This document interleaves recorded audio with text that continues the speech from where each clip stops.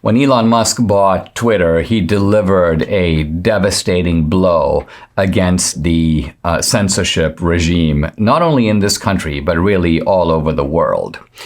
And I think it was Nicole Wallace who said something like, those of us who are concerned about disinformation, the AntiDisinformation Group worldwide is really concerned, is really disturbed about what Musk has done. And this is the voice of the establishment. Their idea is that we need to have these social mandarins, not just in America, but around the world. And they all decide, we're gonna police the parameters here. We're gonna set the fence posts, and you can speak, but you've got to operate within the rails that we set up. And they love having this kind of power because for them it's we are the aristocrats and you are the peasants, and we're going to allow you to speak, but you're speaking kind of at our leisure to the degree that we allow you to.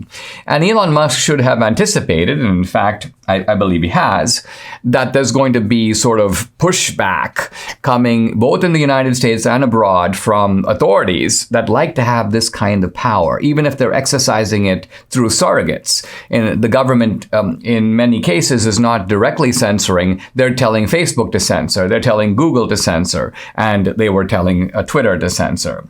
Now, the Europeans are a little bit up in arms. I see an article in the Financial Times. EU warns Elon Musk over Twitter moderation plans.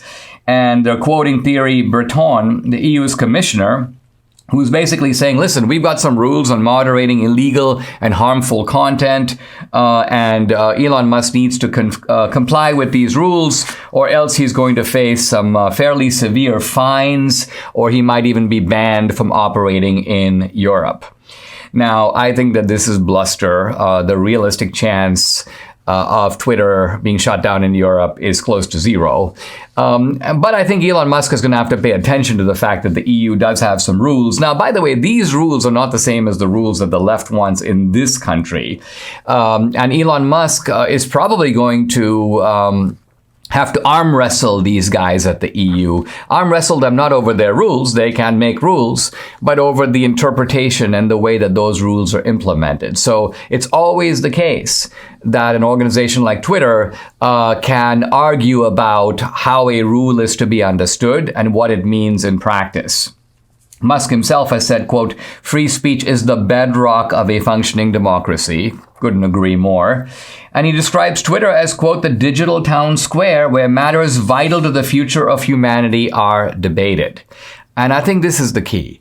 When we talk about free speech, where we can debate the absolutism of free speech. If somebody wants to go and, shout Nazi slogans in a Jewish neighborhood, but that's really not where the debate is, whatever you think about that. And I'm close to an absolutist myself. My thought is, by and large, if it's legal, you should be able to say it. End of story, full stop. But reasonable people can say, no, a society needs to have some rules of decency. We don't really want the extreme forms of obscenity or pornography. We don't want people to be bullied beyond a certain point. Obviously, you can criticize someone, but at a certain point, arguably, that crosses a line. So all that is the case. But what Elon is getting at is that there are critical issues to be discussed. And by the way, all the topics heavily censored fall within that category. Isn't climate change a critical issue? Well, it should be debated. Isn't the issue of whether men can be women and women can be men and people can sort of traffic across that line, isn't that a critical issue? Well, it should be debated. Isn't COVID and the sort of evolving strains and the efficacy of various types of masks and vaccines and treatments, isn't that a vital issue? Well, it should be debated. Election fraud, isn't that something that's a vital issue? Of course it is. Election integrity couldn't be more important. It should be debated. So this is where Elon is going with all this. And now the Biden administration, you can see that a chill has gone through them, the Musk, because the reason that these people are so scared is they need all the platforms for the censorship to work. You need a kind of coordinated assault, kind of the kind that they launched against Parler. And they were able to cripple Parler for almost half a year.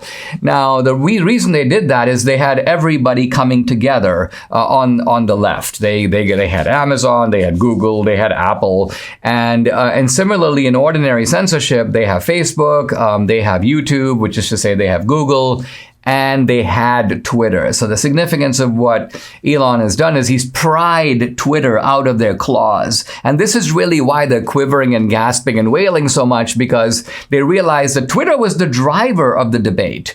And with Twitter gone, the whole censorship regime is now in jeopardy. And so the Biden administration has created a disinformation governance board, an absolutely idiotic and preposterous idea. I mean, this is like the Bureau. We have a disinformation governance board, and they've appointed some twit, Nina Jankowicz, by the way, a Russia collusion hoaxer, to head this up. And here's DHS. I mean, they're not doing the border, they're not doing drugs, they're not doing trafficking. They're focusing on, we got to shut down debate about the 2020 election. Well, listen, morons, you're not going to be able to shut down the debate. The debate is going to explode in a massive way next week. So you may want to alert all your disinformation specialists, because you're going to have to deal with this.